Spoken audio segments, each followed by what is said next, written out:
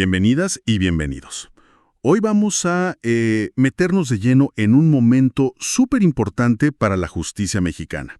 Hablamos de cómo la Suprema Corte de Justicia respondió a una condena internacional, el caso Rosendo Radilla Pacheco. Exacto. Tenemos como base el seguimiento oficial de la propia Corte, el expediente Varios 91-2010. Queremos entender bien qué obligaciones surgieron para el Poder Judicial aquí en México después de esa sentencia de la Corte Interamericana de Derechos Humanos. Justo. Es como desmenuzar cómo esa decisión, que vino de fuera, pues, impactó directamente aquí, en la estructura, en los criterios de los jueces. Todo por un caso muy emblemático, ¿no? Una desaparición forzada que ocurrió, en 1974. Sí, para poner un poco de contexto rápido. Rosendo Radilla, activista social, desaparece en Guerrero, 74, presuntamente por el ejército. Pasan años, denuncias, y bueno, el caso llega hasta la Corte Interamericana. Y en 2009 condenan a México. Ahí es donde nuestra Suprema Corte tuvo que, definir cómo se comía eso, ¿no? Cómo acatar la sentencia. Claro, y un primer punto, digamos, de debate fue si las salvedades, las reservas que México puso cuando aceptó la competencia de la Corte Interamericana, si valían en este caso. Ajá, o sea, si podían decir, pero nosotros dijimos que en esto, ¿no? Exacto, pero la Suprema Corte, por mayoría de 8 votos, dijo que no, que frente a una sentencia condenatoria, como esta, pues esas excepciones no aplicaban. La condena se tenía que acatar y punto. Ok. Y aquí viene algo que me parece crucial, porque entiendo que la Corte tomó una postura muy firme sobre la obligatoriedad de estas sentencias, ¿verdad? Totalmente. Ahí sí fue unánime. Los 11 ministros dijeron, las sentencias de la Corte Interamericana donde México es condenado son obligatorias. Así, con todas sus letras. Obligatorias para todo el Poder Judicial mexicano, tal cual vienen. Esto fue, un giro importante. Wow, eso sí es fuerte. Obligatorias tal cual. Tal cual. Ahora, hubo matices. Para la jurisprudencia de la Corte Interamericana, o sea, las interpretaciones que hace en casos donde México no fue parte, ahí la decisión fue distinta. Una mayoría más apretada, de 6 votos, dijo que esa jurisprudencia sería solo orientadora. Ok. Entiendo la diferencia. Obligatorias las condenas directas, orientadoras las interpretaciones generales de otros casos. Exactamente. Y luego está el famoso control de convencionalidad. Suena muy técnico, pero ¿qué significó eso para los jueces, digamos, de a pie? Pues fíjate que significó un cambio radical en su chamba diaria. La Suprema Corte, por mayoría de 7 votos, estableció que todos los jueces mexicanos, ¿Todos? Desde un juez municipal hasta... todos, tienen la obligación de ejercer este control. Y de oficio, o sea, sin que nadie se los pida. Tienen que checar que las leyes y los actos aquí en México sean compatibles con la Convención Americana sobre Derechos Humanos. O sea que si un juez veía que una ley local, o incluso federal, chocaba con la convención, podía no aplicarla. Justo eso.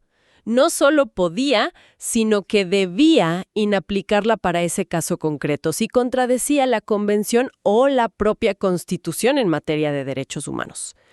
Fue como darles una herramienta potentísima, ¿no? Para proteger derechos humanos directamente, desde su trinchera, una descentralización de ese control que no se había visto. Impresionante. Y esto nos lleva derechito al corazón del caso Radilla, el fuero militar. ¿Qué dijo la Corte sobre eso? Porque era un tema súper espinoso. Ahí la Corte fue muy contundente. Y además, por unanimidad de 10 votos.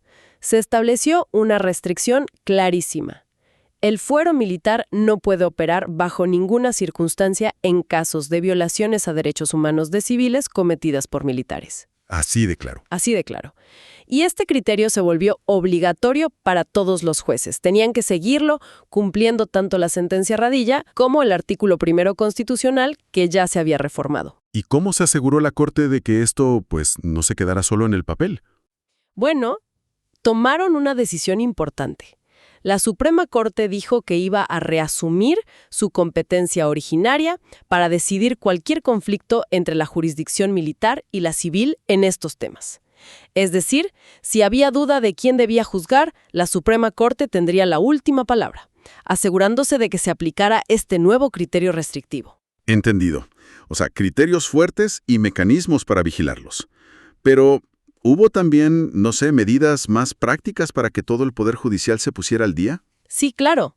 La Corte sabía que no bastaba con decir las cosas. Ordenó, por ejemplo, programas de capacitación Permanentes. permanentes para jueces, magistrados, secretarios, todo el personal. ¿Capacitación sobre qué exactamente? Pues sobre la jurisprudencia interamericana, sobre los límites del fuero militar, las garantías judiciales y, muy importante, sobre cómo investigar y juzgar bien casos de desaparición forzada. Todo esto por mayoría de 8 votos. ¿Y sobre el caso Radilla en sí, alguna orden directa? También, se ordenó por mayoría de 7 votos garantizar que la investigación del caso Radilla siguiera en la justicia ordinaria, la civil, que no volviera al foro militar. También asegurar que las víctimas tuvieran acceso a los expedientes. Y algo muy técnico pero clave, modificar una jurisprudencia anterior que limitaba a los jueces de abajo para revisar si las leyes eran constitucionales. Ahora, con el control de convencionalidad, todos podían y debían hacerlo.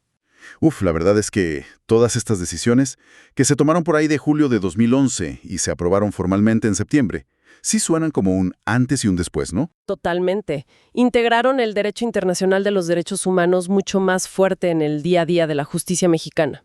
El entonces presidente de la Corte, creo que era el ministro Silva Mesa, dijo que esto consolidaba el Estado democrático de derecho. Exacto, así lo calificó. Fue un momento de definición institucional muy profunda, sin duda. Entonces, recapitulando un poco lo esencial de este análisis, la sentencia de la Corte Interamericana en el caso Radilla no fue solo, digamos, una llamada de atención. No, para nada. Fue como el catalizador.